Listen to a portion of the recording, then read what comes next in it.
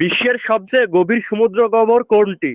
Mariana trench, Tonga trench, Philippine trench, Kuril trench.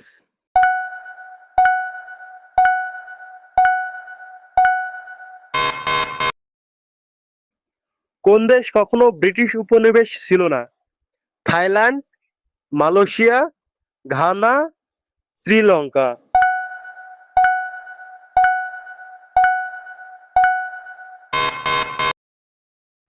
পৃথিবীর সবচেয়ে লম্বা নদী কোনটি?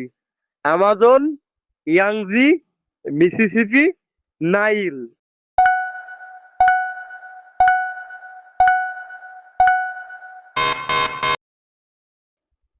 কোন দেশ পৃথিবীর সবচেয়ে বেশি দ্বীপ নিয়ে গঠিত?